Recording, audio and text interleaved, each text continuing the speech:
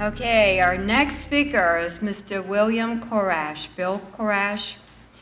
He is a CEO of Cornerstone Classical Charters. It's a nonprofit dedicated to the development of classical charter schools. Thank you, Cindy. Thank you for having me here tonight. My colleague, Dr. Jerry Merkel. We're sort of going to be bad cop, good cop. I'm going to give you some more bad news, which is probably what you're getting tired of hearing, but we're going to have an answer for it. And by the way, if you ever feel like your protests aren't working, a recent Gallup poll said that 60% of the American public is now opposed to Common Core. Whereas about a year and a half ago, 60%, most people hadn't even heard of it. So this is working, even though it takes a long time. 2 years ago, I had talked to Governor Scott about Common Core, that it was a bad thing, and I got blown off. A couple months ago, we had an interview, and he's changing his tune. But in this state, Jeb Bush is pretty powerful, so he's kind of between a rock and a hard place. But there has been some movement, and importantly, there's a law passed that says that local schools can select their own materials. So this is a recent law, and you'll see this in my, my magazine, the reportcard.org. I also want to remark about candidate Charlie Crist. I did a story today that Charlie Crist is now opposed to a number of school choice items that he was for when he was a Republican. So as much as we have concerns about Governor Scott and this Common Core, if Charlie Crist comes into office, there will be no choice, and the kind of thing that we're going to be talking to you about will cease to exist. So in a way, and you're going to think this is kind of strange, but in a way I'm glad that we've had this Common Core debate, because this kind of thing has been going on in education for over 25 years. There's been a radicalism, there's been an anti-American flavor that's been going on a long time. I first became aware of it when my kids were in school in 1995, and it was full-blown at that time, but I didn't know about it until I went to a couple of meetings, and I realized where things had gone. This was in Salem, Massachusetts. This was the cradle of our nation, and they were trashing our country even then. So what was recently referred to, the College Board AP U.S. History program, I want to talk a little bit about that. I like to call this the end of the American dream.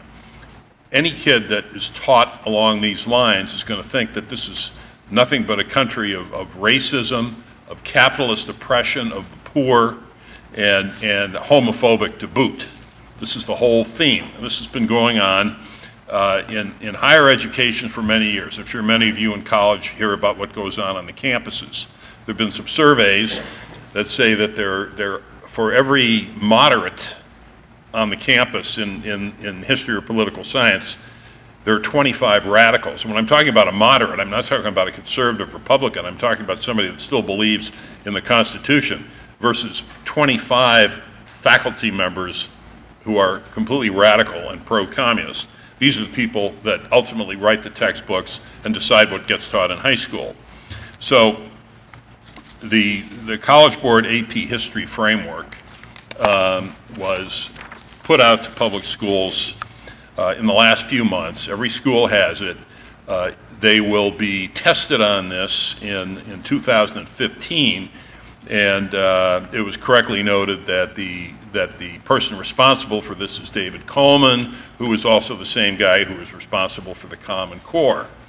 And I think he kind of flew under the radar. He advocated American history, but what's put out here is nothing to do with what you and I would consider American history.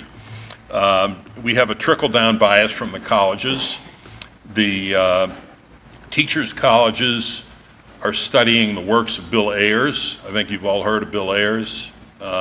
He's much admired. There's another fellow named Howard Zinn who's deceased, but he wrote a book called The People's History of the United States, which is about a 1,000-page hate letter to America. This man sees nothing good in anything this country's ever done. And the National Association of Scholars says that race, class, and gender dominate all of college history. Now it's come by this to dominate high school. In addition to dumbing the kids down, they're culturally being changed. The Department of Education's own information says that there's only 12% of high school seniors that are proficient in U.S. history. That means 88% are not proficient in U.S. history. You know, they're plain ignorant of it. But if you ever wondered whether Common Core really has an angle that is anti-American, this AP history proves it, put out by the same guy. There's only really two standards right now. There's language arts, and they thought that would be non-controversial, and there's the math. But they screwed up language arts and math, so now they're going to screw up history. Some of the highlights of this horrible framework, you will not hear almost any of the major battles. None of the things that we learned about Bunker Hill, Yorktown, Vicksburg, Pearl Harbor, Guadalcanal, Iwo Jima, Normandy, Fallujah, none of this is discussed. There is no motivation expressed for any of the wars. So you don't hear, why did we fight World War II? Who knows? World War I, Korea, Vietnam. And in the latter part of the framework, there's no discussion of Islam in terms of the attacks. And so it's bizarre. America holds more patents than all the rest of the world combined, but you're not going to hear about any of these great inventions in this framework. You're not going to hear about Edison, Vanderbilt, Carnegie, Rockefeller. No benefit from electricity, railroads, steel, or energy. This is not discussed. However, they do discuss the Sierra Club, the Department of the Interior. It would be funny if it weren't so pathetic. And then they talk about the architecture of the Spanish missions. Historically, it starts in 1491 to 1607, which is a strange place to start because Europeans had not settled what we call America, but they started anyway. And the main theme is white dominance and subjugation of Indians and Africans, except they're talking about subjugations of Indians and Africans in what would now be the Caribbean islands, since none of the Europeans were here. But the whole thing is to establish a negative view of the founding. The Europeans were bad, they were racist, they did horrible things. From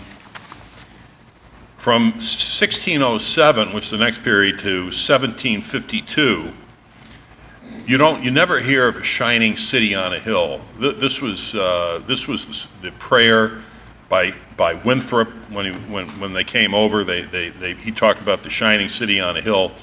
Reagan used this in his speeches. Kennedy used it in his speeches. Not mentioned. Nothing about the early writings of Benjamin Franklin, and there's nothing at all about religious freedom, at all. It's more racism and the oppression of Indians. Everything that you thought they were doing, but this proves it. Between 1754 and 1800, we had the American Revolution, the French and Indian War. There's absolutely nothing on the motivating ideals of the Revolution. There's one phrase on Washington. There's one sentence on the Declaration. No Jefferson, no Adams, no Franklin, no Madison. More Indian War discussions, however. From 1800 to 1877, there arose a concept, and this is from real history. It used to be called manifest destiny. Have any of you ever heard that expression? It really was a belief that America was destined to extend our democracy from coast to coast, that we were offering this wonderful thing. And during this time period, a French aristocrat named Alexis de Tocqueville came to America and he wrote a book called Democracy in America, where he coined the phrase American exceptionalism. And I was talking to a school board, American exceptionalism, and they blamed me for coining this word. They said, well, all countries are exceptional. Mr. Korach thinks America's exceptional. I didn't make it up. Alex de Tocqueville made it up, and even the teachers don't know this anymore. So according to the framework version, Manifest Destiny is built on ideas of white racial superiority, quote unquote. That's not what it was originally meant, and so it's a fabrication.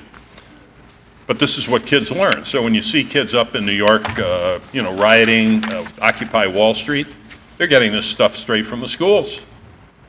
They're not, they're not going to Russia and learning it. They're getting it straight from our schools. 1890 to 1945, Spanish-American War, World War I, World War II. All they say about World War I was that it caused xenophobia and restricted immigration. This next thing gets me. They make the statement, in World War I, the American Expeditionary Force played a limited role. And I'm a veteran, that really sticks in my craw.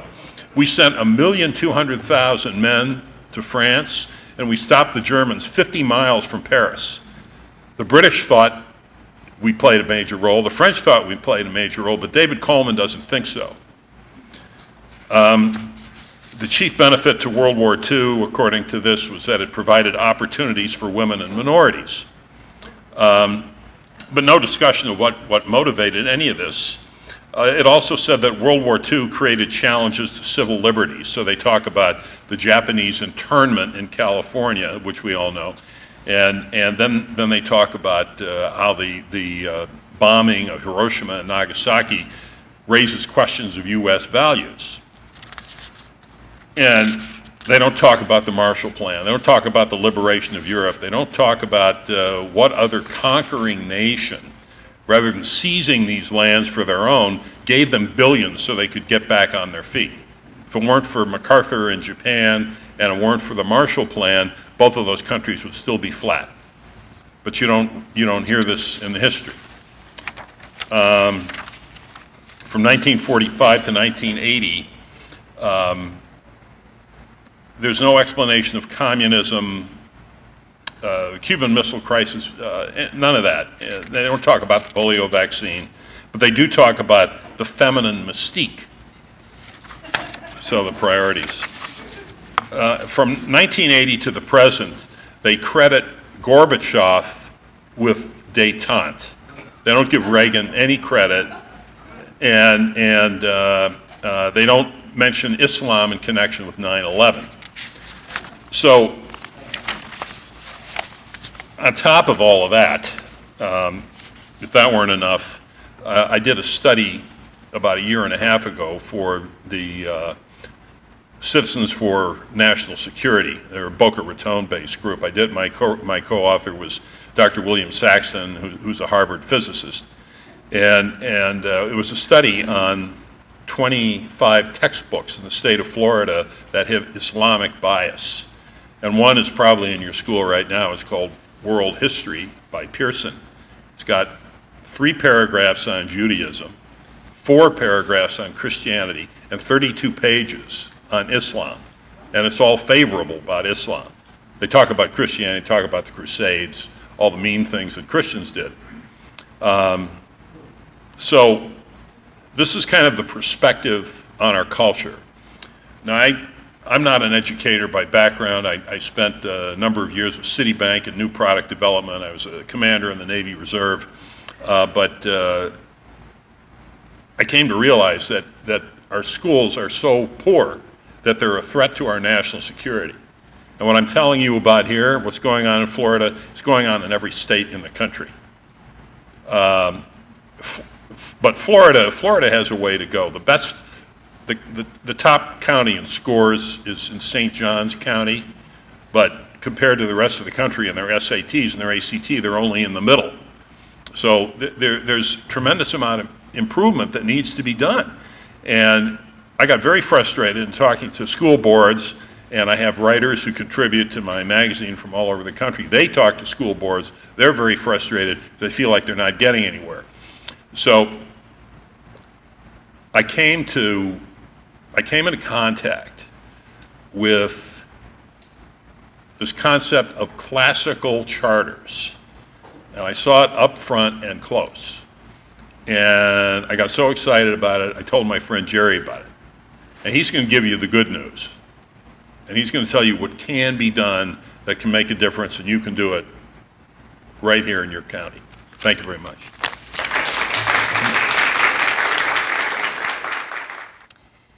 Dr. Merkel, he actually quit his job because he's so concerned about what's going on in our country.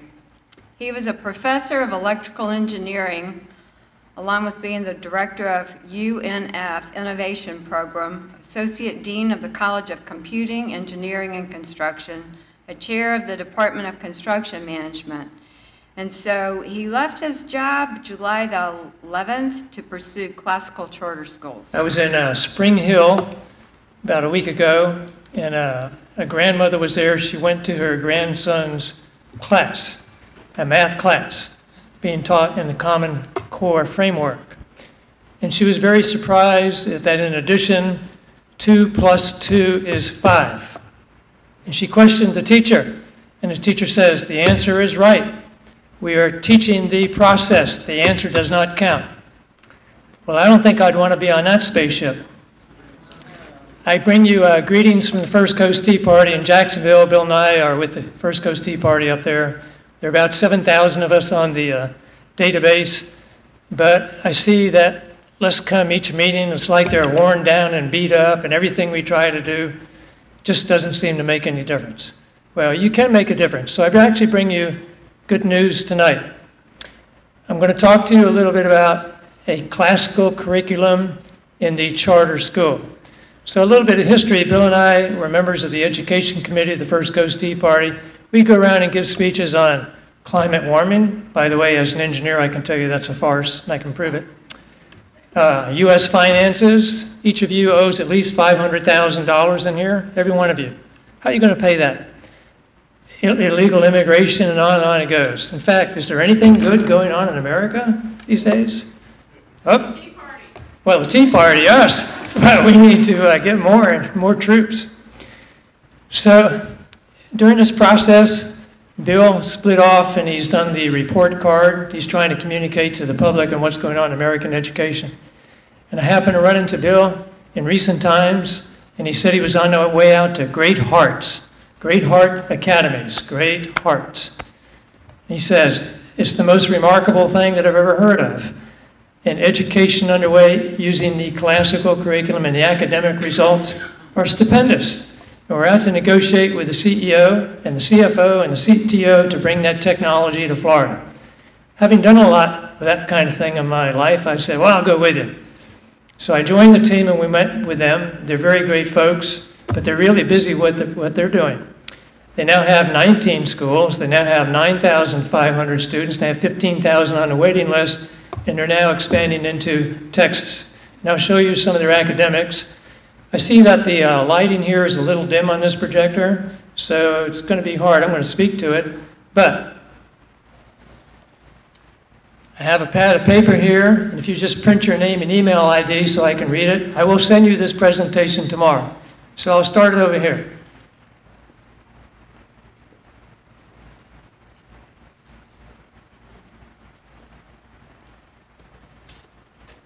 And I'm going to take off that warning sign.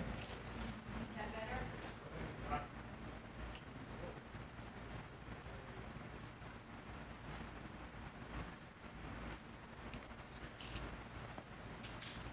And then I have a clicker.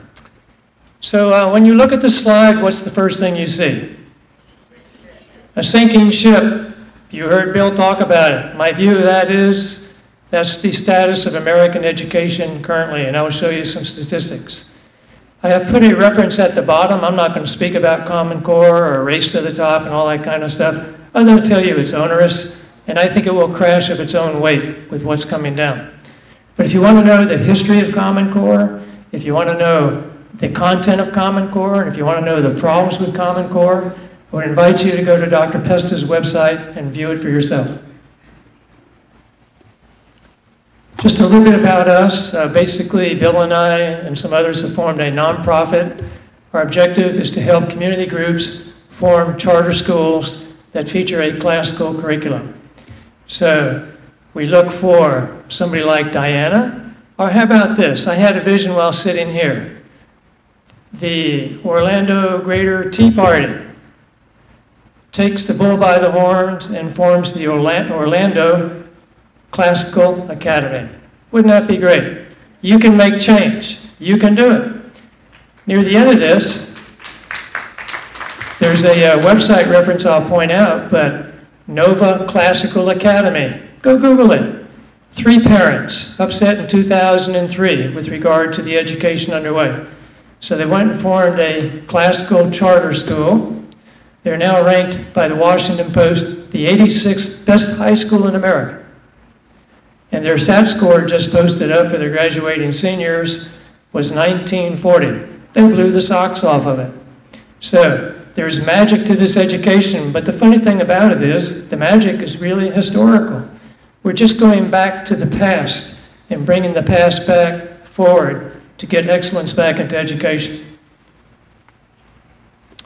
We're also developing associates. These are people who would be willing to help you, the founding board. For example, Hillsdale, if you want their help at no cost, you have to sign a little contract with them which outlines a classical school, K through 12, and they will help you with things like curriculum development. We have other people who are associating with us, such as the Haskell Company, who has a division at Bill's Schools. We have a legal counsel who deals with nonprofit charters and so on, and we're building this list. But the founding board is responsible for picking the partners they want to help them implement the school. We're just developing a list of people who would be willing to help. Now you can't see this very well, but just look at the big circle. These are 12 countries. These 12 countries spend the most money on education in the world. The big circle is America, at about $800 billion. We far outspend everybody else.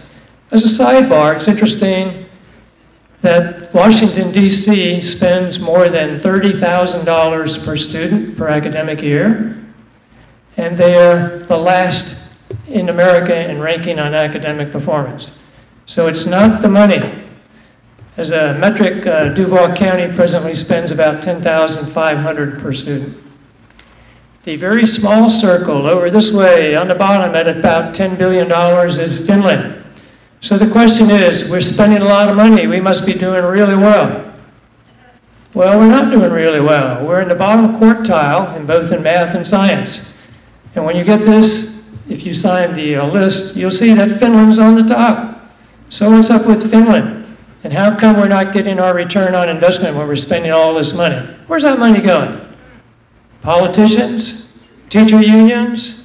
Are they looking out for themselves or are they looking out for the children? The graph on the left is spending in America. About 1978, teacher unions coming into vogue as well as the U.S. Department of Education. You see that rate of spending going? It's going through the roof. And at the bottom of that graph is academic performance. It's going down. So spending all this money doesn't do anything. It's not making any change. In fact, it's getting worse. I will demonstrate that year to year here in a minute, our education is going south. This is on the other side is an exam given every 3 years, assessing math, science, and reading. So the next time this exam is going to be given is in 2015. But you can see the US numbers, right? 2009, 2012. In 2009, are they very good? No, they're not very good. In 2012, they're worse. What do you think is going to happen in 2015? They're going to get worse. Mark my word, as sure as I'm standing here. Compounded by Common Core, that will accelerate it. In fact, in the video by Dr. Pesta on Common Core, just one comment, there are 5 people who define the standards for Common Core: the math person, The math person said himself in a public forum that the performance will go down by 2 grade levels in mathematics. And he's the guy that defined it. This is the ACT exam. If you're a graduating senior, you take the ACT exam. It has 4 components: reading, writing, science, and math. You're college ready when you pass all 4 categories. 19% pass, 81% fail. 81% fail.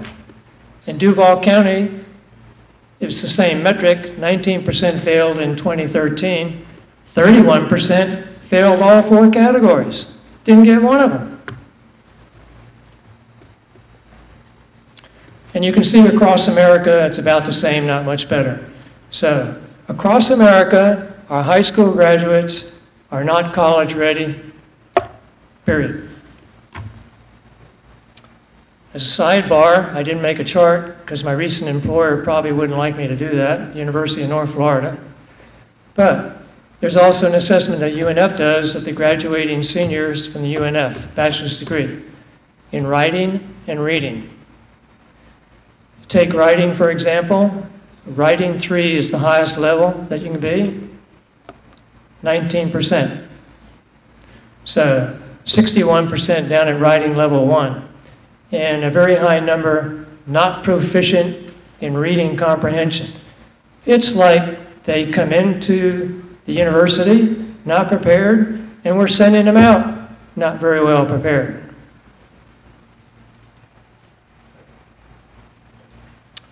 Then you heard Bill talk about the view of history in America, and that's another work item for Diana. She needs to carry the message of David Coleman in the AP history that's coming to the schools and been released recently, and add it to the list. Also, look at the survey. Many young people don't think America is a great country. They have no history. They have no basis. There's cultural rot underway in America. So a little bit on what is meant by classical. This actually began with the Greeks. If you were a member of Greek society back in those days, 2,500 years ago, you had to be fit in body and mind to be a participant in that society. Everybody had to go fight on occasion, and you had to be educated in order to participate in that democracy. So over time, the Greeks developed a process of education. It's tied to the growth and maturity of the brain and the mind. It's broken into 3 phases. There are formal names for these 3 phases, but I like to just simplify it. The first phase, very young people, basically K through 6, call grammar, but I call it facts. 2 times 2 is 4, A, B, C. 1, 2, 3. Phonics, speaking, listening, and so forth. So it's like building the foundation of your house. Then you advance into what we might call junior high. They would call that logic, but how do things work? How does your arm move? Well, it moves with ligaments and bones. And then you get to senior high. And here comes the question. Why? Why? Why is it like that? So thinking and reasoning. So this is the progression that one goes through in a classical curriculum. It was adopted by the Romans. It went into medieval England, and it was brought to America, and it was the education of choice in America up until the 1900s, and here we evolved to this progressive liberal education we have today.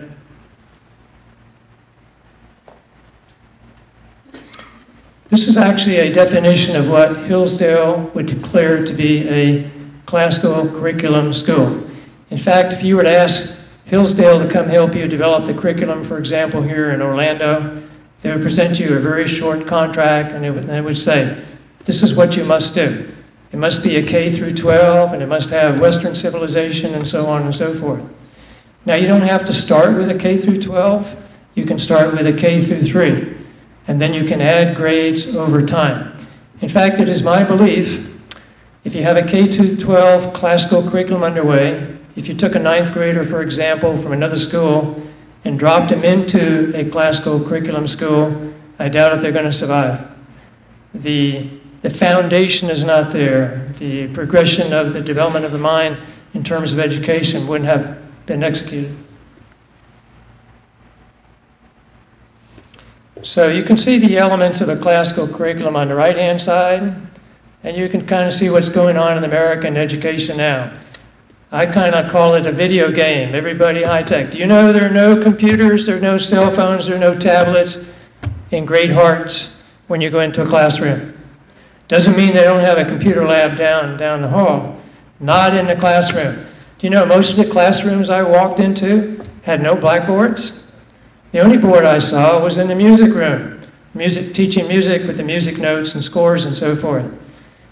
They're all sitting around with the instructor, and they're having a very heavy-duty discussion. You walk into a classroom, the first thing that happens is one of the students will pop up and come up to you and say, "Hi, my name is Jerry. This is a class in history, and this is what we're talking about today, and we're so pleased to have you here, and you're welcome to join the conversation." So this is the format of the educational delivery when it's underway. The other is, when I had the opportunity, second grade, fifth grade, seventh grade, I went to a number of schools. I saw for myself. After I left that exercise with Bill, I came back and quit my job, and I said, "I'm with you. We need to change America, and this is the way to do it." I like the second graders. The bell rang, and here come the second graders.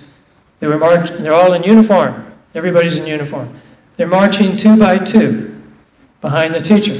And as they're passing me, I'm saying, "Good morning, how are you?" Not one of them said good morning, not one of them said hello. They'd smile, they'd look at you, and they all had their hands behind their back. There would be no talking and no touching in transit to the next classroom. Everybody will learn to play a musical instrument. Everybody will participate on an athletic team in competition with other schools. Everybody will learn 2 languages beyond English. Everybody will appear in a Shakespearean play before 500 people, a large auditorium. Everybody will, everybody will. I myself have never experienced an education like that, and I think I missed out. So I can tell you there's magic underway in the classical curriculum. The other thing with regard to a charter school, let me just comment on that. It is a public school. It is funded by the state. You submit an application to the local school board, and they approve you or they don't. If they don't, you have the right of appeal to the state level. If you're approved, the state of Florida will pay you. And the counties vary slightly, but the current rate in Duval County is $6,650 per student. So that's the revenue from the state for your classical charter in Duval. Remember I said Duval is spending $10,500 per student in the public school system. So that's how you get your funding. Also, it is a public school. So members of the staff, the administration, teachers, have first priority on placing their students into the school.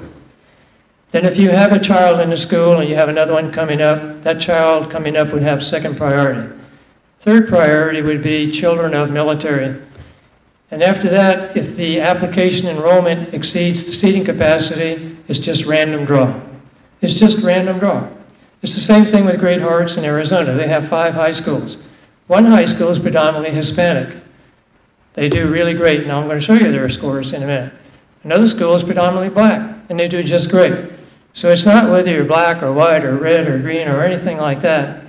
It's taking a student and getting them into this educational process and growing their mind.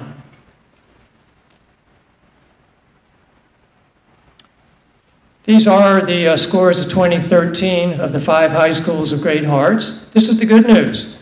So you can see the average score on SAT was 1,500. You can see their scores run about 1820, 1840, that kind of thing.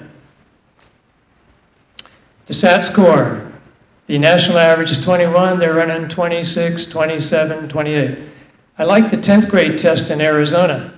So the state of Arizona assesses the performance in different categories added up at reading, math, science. So the average score that year was 72. Look at the 5 high schools, 100, 99, 98, 98, 95. There's some magic going on here. It's a classical curriculum. I posted this up. They've added a new high school, and these are the scores, but it's very much like the previous chart. The performance continues. So let's look at their metrics a bit. They have 9,500, they have 19 schools, got 15,000 on the waiting list. So parents want their children to go. They can't grow the Great Hearts schools fast enough to accommodate the demand. In fact, it's a great way if you've got a developer here who wants to create a housing development. I bet that developer would donate land and maybe the building. Because if you're offering this kind of education, people will want to live in that community. Now take a look at the bottom. Basically every one of them goes to college. 91% go to a 4-year college. Some go to 2 years, some go into the military and so forth. Of those going to college, 4-year college, about 60% of them go into STEM. Science, technology, engineering, mathematics.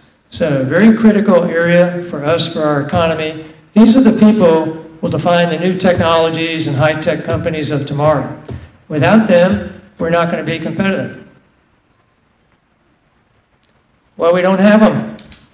You can't read this, but over on the far left, that little bitty bar is America. About 4% of our high school graduates go into STEM. 4%. The big bar on the right is China, with almost 50% of their students going into STEM. So what does that say for us in the long term? It says we're going to have a problem with our economy and being competitive in the world market. Now, this is just a couple of more academies. You can do this too. I just Google around and pick them off, but I just find any classical school I find, their academics is great. But I did put the Nova Classical Academy up here in their website, so you can go to that and look for yourself. These are the parents who did this. There's another ranking done on America. It has to do with math and science. There are 67 countries ranked periodically. Our current rank is about 30. It goes like 25 to 30. Every time I look at it, we're going down and down. Let me tell you who our peers are at 30. Lithuania and Slovakia. We're right in there with them. Now you can't read that with the lighting and so forth, but this is the details of a classical curriculum. But when I send you the presentation, you can read the words. I'll just point to 2 here. So up in the far right-hand corner is English, and you start out with Spalding phonics. Spalding. Mrs. Spalding, God rest her soul. She developed a very unique technique on educating young people, K through 5, on reading, writing, listening, and speaking. And her academic results are up here. So there was a research study commissioned by Arizona State University doing a statistical study on her methods and her results versus 3 other techniques. And lo and behold, with certainty, it can be reported that her methods are far superior than other techniques. Now, over time, some other folks have adopted their Mrs. Spalding's approach, like Riggs. So if you go, you see Riggs, but basically Riggs adopted Mrs. Spalding's techniques and added a little bit more content to it. So all this, by the way, is available to homeschoolers, our private schools, our parochial schools. It's out there on the web. You can take it and you can pull it down, these nuggets of knowledge. Another one I point at is Singapore math. These are using, by the way, the Greek technique of developing the young mind. So Singapore math, number one. In fact, it's doing so well that the U.S. Department of Education commissioned a research study by the American Institutes of Research and said, "Oh, tell us about this. How are these guys always number 1 in the world? Sure enough, AIR comes back and said, "This is really good. These results are really positive. You ought to be doing this in America." Now, as a sidebar, my daughter Marie is a special education teacher dealing with about 7th graders, tough duty. In recent times in her school in Clay County, they adopted Singapore math, and she's telling me that this really works for these children. A significant improvement in their ability to comprehend math.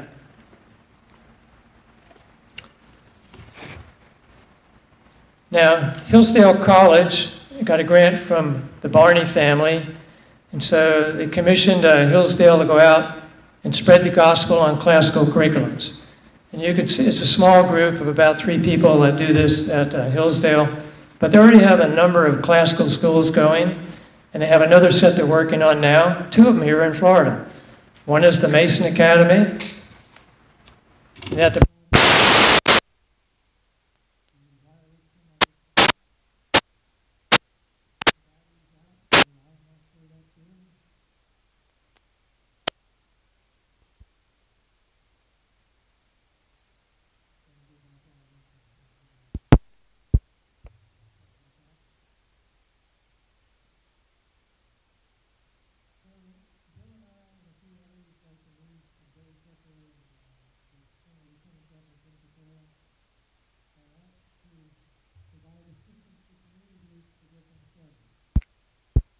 example, the application that you must turn in, specified by the state of Florida, is onerous. It actually took me a very, very long time to prepare it. I prepared one. We have 4 clients right now: Clay County, Duval County, St. Johns County, and Martin County. So I have a pro forma, which makes it very easy to tune. So we take the pain away, so to speak. Doesn't mean there's not a lot of hard work, but we take the pain away. I was surprised here in those last 2 weeks. It took me a very long time to go through the classical curriculum. I have to define exactly what's being taught in a given academic year, like kindergarten English. And then I had to come back and define how I'm in conformance with Common Core, which I did. And so 2 weeks ago, I came across a new application for a classical curriculum school in Miami-Dade called True North. I'm saying, well, that's wonderful. And then I go look at the board, and who's on the board? But Jeb Bush Jr. What? Does his dad know what he's doing? He's promoting a classical curriculum school? And then I looked at his application, 700 pages. I'm going, whoa. Mine's only 400. His is 700. What am I missing? And so you go and look at what's missing, what he has done in his application. Let me take Singapore math. Any of these content providers must now declare allegiance to Common Core, or are they going out of business? You will not be able to sell their product. So I go up on the Singapore website and I go to Common Core Affinity. And there's sheets on kindergartners, sheets on first grade, and they're going through every one of these standards called the Florida standards. They're Florida standards these days in Florida, Common Core.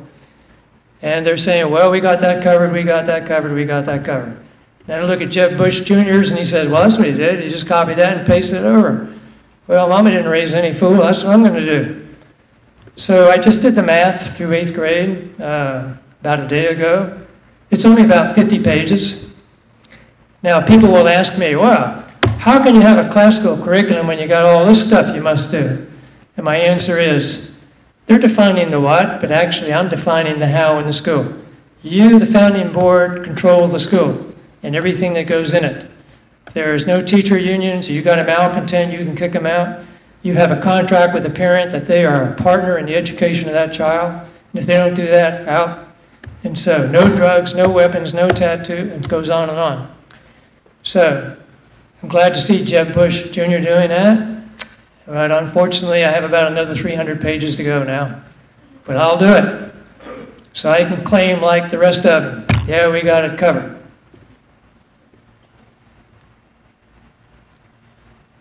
I just call your attention, I put a couple of website references here you may find of interest. One, I have a link to a video on Great Hearts. 2, I have a reference to a paper, What Every Parent Should Know About a Classical Education. And the third one is a video covering the education in America from 1400 to 1900. You may find those of interest. So I have a vision. I have a dream.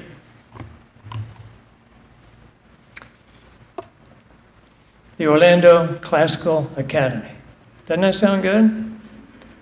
So, we need to start on the timeline. The application goes in next June, and then you get an answer by September, and then you open the following August. So August of 2016 is what we're talking about in opening the school here. So what you need is somebody who's going to be the project manager. I call that the chair of the founding board. And you need about 3 or 4 people who will help with the work. You need somebody to kind of be focused on the curriculum, somebody to be focused on the business plan, somebody to be focused on the organizational plan, people, policies, hiring, that kind of, and somebody to be focused on the facility. Some people start one by going to the local church and just getting 3 classrooms. Some go full boat and do a whole building. So anything in between. But typically they start like a K through 3 or K through 4, and then they continue to add classes over time. So this is the progression. The time to start is no later than the first of the year, so you have a chance to organize. But with this body of people with great talent, I'm sure that's here, that you just need a few people like Diana who will just sit down and say, we're going to do it. Just like those 3 parents with Nova Classical Academy. They just said, oh, the heck with this, we're just going to go do it. Where there's a will, there's a way. So my vision for Orlando is I can come back and help you create the Orlando Classical Academy. Are there any questions? Yes, Jerry, you went through all you had to go through to get in good with the government with Common Core. And I assume Great Hearts that already exists has to go fill that square back in as well? In Arizona, they're adhering to Common Core too. So Great Hearts is doing the same thing I am. They're defining their curriculum. Can you repeat the question, please? Okay, so the question is Common Core versus your own curriculum, right? Yeah, I'm really wondering about the schools that already exist before Common Core started getting put on top of them. Do they have to go down and prove that they're going to cover them? Are they going to have to prove whether they're Common Core or not? Basically do another application showing that they're, I assume the application's a one-time thing, right? Oh, the application's a one-time thing. Right. But now let's say Common Core wasn't here when they started. So they have to now prove to the government they're covering Common Core. Well, you're going to have these tests that Dinah was talking about. So I'm asked many times, like, well, what are you going to do if you're teaching a classical curriculum because you're not doing Common Core? My answer is, okay, so they all fail. But mine will fail here, and yours is going to fail here because they know how to reason and think. But I come back to the counterpoint. If you look at Great Hearts, they just maneuver around these, and they just keep on doing their thing and turning them out. It's the how the education is delivered. It's not the what. I look at the topics in Common Core. They don't particularly bother me in the math, but it's the method on how it's done is the real key. Yeah, my worry is they're going to find a way to say, no, you don't qualify for the government $7,000 per child because of whatever. I don't trust the government enough to know their problem. Well, I don't trust the government either. They're watching every one of you and every electronic transaction you do, and me too. But okay, then do a private school. Then they may show up and shut that down. I don't know. But you got to get into the fight, and you got to fight the fight. That's the way I view it. So, are there any other questions? Sir? By definition, are these nonprofits? Yes, these are nonprofit. This is a public school. It reports into the superintendent and the school board. So they're part of the fabric of the school board here in a particular county. So, David Coleman was a consultant and a good friend of Jeb Bush, and he was brought in to honcho the development of the Common Core. So it was his brainchild. And David Coleman also was working with the Obama data team. There was a meeting in Boston where he was videotaped saying that he wants to collect every last drop of information about students. In spite of what they say that they're not interested in doing, he wants all of it. So then he left that position to go to the college board, which is a nonprofit and also gets taxpayer funding. He's president of the college board, and he makes about $750,000 a year. And he is the guy who is driving the AP US history. And it's by the way, it's come under tremendous flack. I published a 7-part series by Larry Krieger, who's a distinguished AP history teacher and hates it. So it's gotten a tremendous amount of publicity and pushback, and they're having to, they say they're going to go redo it. I don't know how much they're going to redo. They haven't done it yet. Sir. You mentioned that they wanted to collect information on all the students, and I've heard that before, and I want to know what's behind that. What do you think they're going to do with that information? Why do they want it so bad? Well, I could only infer what they want. There's no the stated goal is to help the kids. But That's what they say, but what's really behind it? well, if they He wants in on it too, he wants information on as many kids as he can. I think what they want to do, and I'm giving you an educated guess. If they have that kind of data and the data model, and this is what I did when I was with Citibank, we used to do a lot of data mining. And we looked at our customers and who could we sell more stuff to?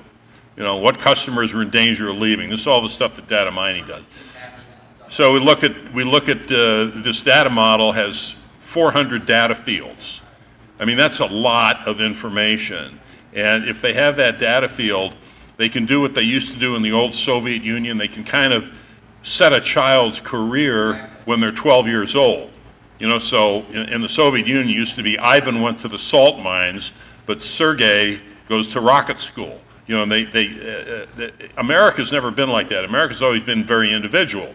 Some kids, mostly boys, mature when they're older, and so everybody develops differently. The classical model takes that into account. Each person rises as high as they can. But in this new model, this is one size fits all, and the state will determine the child's future. But you'll never read that anywhere. Microsoft will get the best. I'll add a comment. If you have a child in a school and you're a parent, you have to take the overt action to go into the school and sign a form saying that none of this information can be released without my agreement. Now, you can do that. But FERPA has come out. They always have the footnote on the form, FERPA. So you go read FERPA. Basically, anybody who wants it can get the information no matter what you say as a parent. So it doesn't matter whether you sign the form or not. Everybody can get to it. Thank you very much. Oh, there's some more questions? You mentioned the world history book, and I may have missed the author. That's World History. That's the Pearson 2013 edition. World History by Pearson. That's the publisher. What is the alternative to that book, to the World History book? The Great Hearts uses a lot of real history books. They don't use textbooks. The textbook industry has collapsed down into like 3 or 4 companies. There's been a tremendous amount of merge, and so almost all of the textbooks are now politically correct and focus on race, class, gender ideas. So if you want good history, you use a history book, and you have a competent teacher who can make a lesson plan from it. And there's a ton of great history books out there. We don't need those textbooks. Does that include the Bible? Yes, the Bible is taught as literature in the classical schools. In fact, there's no reason why the Bible couldn't be taught as literature in the public schools, but they don't feel like it. Do the classical charters have to use the same books as the Common Core public schools?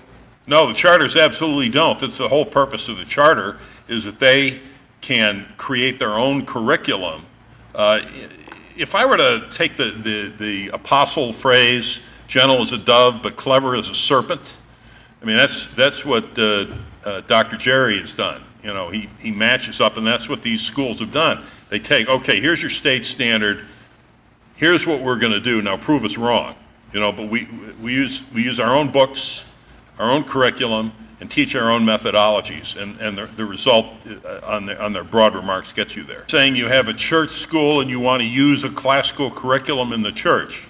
Yeah, there are a number of Christian schools that do that, and you know, we could certainly share with you some of the stuff from Hillsdale. I mean, Hillsdale's got a pretty strict way of working. They're only interested in charter schools, but they've made a lot of information available, and we'll be happy to help you with that. Well, thank you very much. We'll be around. I'll be near the deviled eggs.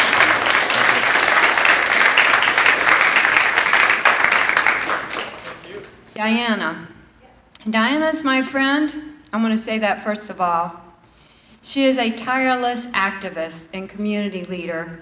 That's one of 6 designs we put out because we're fed up. I'm going to give you a brief overview for those of you who don't already know what Common Core is. I'm sure that most of you do by now. You've heard me. But just in case, it was developed in 2009 or 2007, somewhere around there, by David Coleman, the National Association of Governors, and the Council of Chief State School Officers. You'll notice those are all political titles, and there's not much education that went into developing Common Core. If you study the why of Common Core instead of the what, it becomes very apparent very quickly that the why was about power, control, and money. There is very little education going on in Common Core in any of the planks of it. It's never been tested anywhere. It's never been implemented anywhere. This is a brand new program, and all your kids are guinea pigs. It hurts students, it hurts teachers. It benefits the textbook companies and it benefits the testing companies, but it doesn't help your students at all. I'm not going to go into details on that. There's plenty available if you want me to email you all kinds of examples of what it does. My shirt is one example. But we can divide Common Core into 4 categories. Data mining, actually I'm going to leave one of them out. I'm going to divide it into 3. Data mining, academics, and testing. As far as the data mining, you all know what that is, companies that grab your information for their own nefarious purposes. Well, when your students take tests or even when they're doing anything on the computer, if you notice, parents don't get to see this stuff anymore. So basically what's going on is there's information going to third parties. The FERPA law, I don't know if many of you are familiar with FERPA, but it was revised. And now what it did is they allowed third parties that are really never would have been authorized before, textbook companies, testing companies, data mining companies, to get their little mitts on your information. Really, schools should be educating your kids, not worrying about what kind of insurance you have, whether you have a criminal background, what political party you belong to, who's in your house, why are they in your house, none of their business. Teach my kids and shut up about the rest. That's how I feel. So basically, no one needs to know that stuff. They should be just educating your children.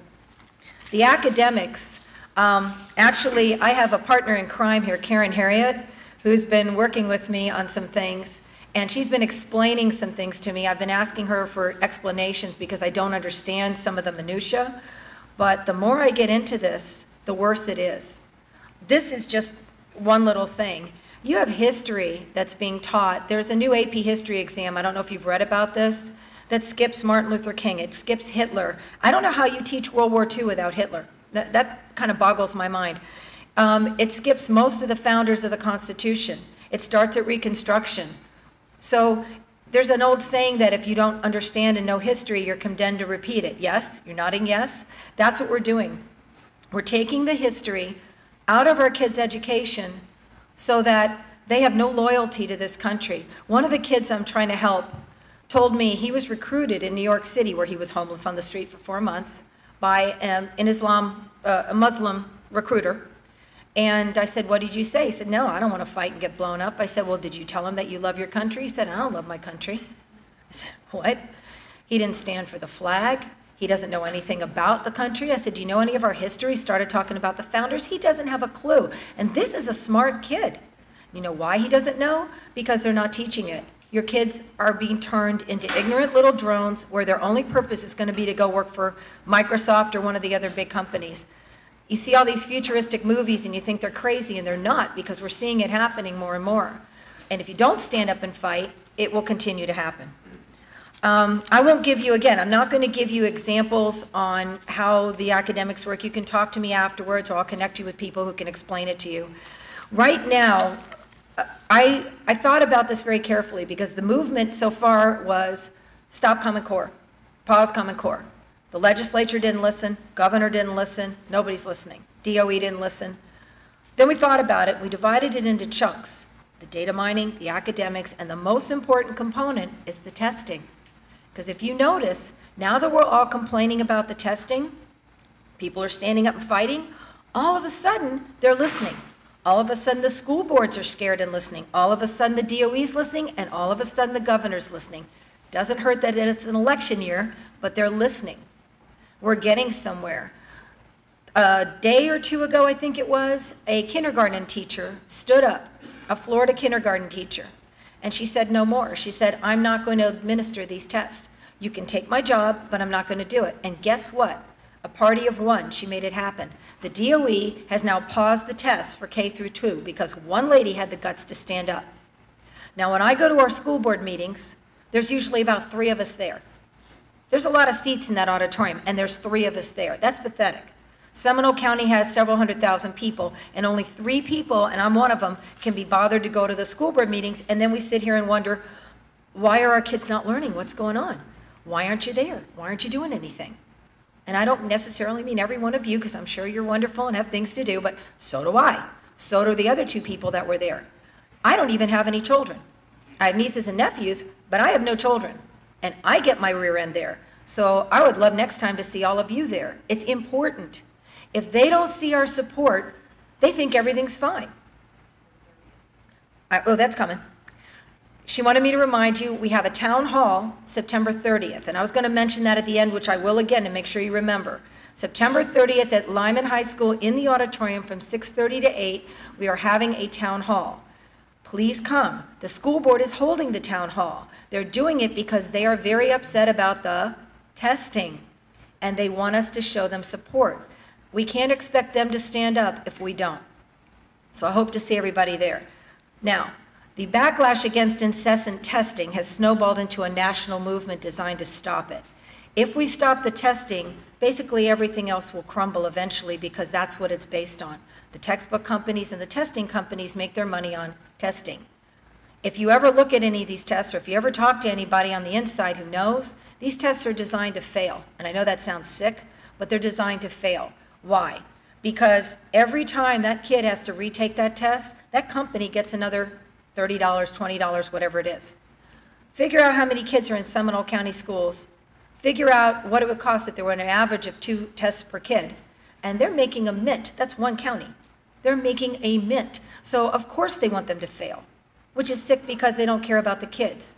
I do, you do, they don't. The testing for the kindergartners is, I think, what finally blew everybody's mind. One of the school board members couldn't even speak. She was so upset. They were going to have kindergartners test on computers. Now think about this. Right, okay? They can't read, they can't write, can't spell, they can barely put a sentence together, but yet we're going to have, and they can't keyboard, but they're going to go on a computer. Well, what was going to happen, that's why this lady stood up, is because she was going to have to individually test every one of these kids. How are they going to learn? All they're doing is spending their whole time testing. If you talk to any teacher, talk to a teacher, if you know a teacher, and ask them how much time is spent on testing per year, and you will find weeks, not days, not hours, weeks, 6, 8, 10 weeks out of a year that are taken preparing for these stupid tests, which do nothing. They frustrate the students, they stress the students out. You have students crying on the doorsteps of churches for their pastors to help them, throwing up, crying, stressed out, upset. I have a friend in Tallahassee whose child is anorexic at this point. She's so scared she won't eat. All she does is worry about the test. This is not what we want our students to do. We want them to love learning, love going to school, and be educated. And that's not happening. And it's up to us to stop it. The time that's spent in this individual testing is better spent learning. Now, there's another problem that relates to this. They're called EOCs. I don't know if anybody's familiar with that. Raise your hand. Do you know what an EOC is? Well, okay. 3? They're end-of-course exams, EOC. Now, some of those are written by teachers. A number of them are written by the state. Why do you want the state writing your teacher's exam when they have no idea in what order you're teaching and where you are? Again, they're making us little drones from the top down, from the federal to the state to the local. Local schools, local school districts under Florida statute are supposed to have control. They don't, not anymore, not under Common Core. That needs to stop. I have some solutions for you because I don't like giving you problems and making you feel depressed without giving you solutions. The first solution is you have to get involved. And I know that sounds like blah, blah, blah, everybody says that. You have to get involved. 2 years ago, I found out about Common Core. I was outraged. I've always worked with kids all my life since I was a kid, and I'm far from a kid. Aside from doing math tutoring in my spare time, I work with kids, as Cindy said, but I also stay in the schools. I stay involved with these kids, and I see what they're going through. And when I saw this, I was outraged. I thought, this is insane. This is nuts. Who can learn like that? And the answer is, you can't. Now what they're doing is they're making it so tight that they're writing the new SATs to align to Common Core. David Coleman thought of this. The new AP History exam aligns to Common Core. So here's the problem. Even if you put your kid in a private school, parochial school, you're still going to have Common Core in there. The only out is if we, number one, stop it, and number two, homeschool. Who has, I don't know many people who can stay home and homeschool their kids. We have to stop Common Core. Number one solution, get involved. Number two, opting out. If anybody of you have heard of this, there's a group called Opt Out Orlando. I've met them. They're wonderful women. They devote all their time now to this, which, who can afford that, but they're doing it. Seminole County just added a branch. If you go online, you will find Opt Out of Seminole County. What you do is there's a form letter that parents, grandparents, whatever, you print it out, you fill it out, you give it to the teacher, and it basically alerts them that your child will be opting out of the test. Period. You're allowed. You can do that. It's your child. Even though they tell us you can't, it's your child. Then when your child goes in, there's a specific procedure they follow. They break the seal of the test, don't open it, they break the seal, put their pencil down, push the test away. Guess what? That's called participating. Because in the Florida statute, it doesn't define participating. So that's participating. They get what's called an NR2, which is a no record, I think it's called, or no result. Doesn't matter. It doesn't affect their grade, doesn't affect anything. The second part of that is you have to badger the teacher to do a teacher portfolio, not a district portfolio, a teacher portfolio. All that means is a folder with your kids' work in it. Because if you have a straight AB student who has a really good portfolio and they are a lousy tester, the number 2 in my school when I was a kid in the Stone Age had a 5.5 grade average, but he couldn't test to save his soul. He couldn't do standardized tests. Me, I slept all day and aced standardized tests. So what are you going to do? But he was a nervous wreck. Now, if we had Common Core when I was a kid, this kid would have been in failing grades. He would have been in intensive everything because he couldn't pass a standardized test, but yet he was brilliant. So what are we doing to our kids? We're teaching them if you can't prepare and pass a stupid test, that determines your future. That's insane. They do that in other parts of the world. We don't do it here in the USA. We shouldn't. So anyway, the opting out is a very important thing to do, extremely important, because this will remove your child from that stress. Second thing, flyers. We're putting together flyers, and we're going to ask people, we're going to hope that people will ask us, to stand near the car lines in schools, right outside the school property. When they go in, give them these flyers. These flyers are going to tell them about the town hall because, except for you guys, not too many people know about the town hall.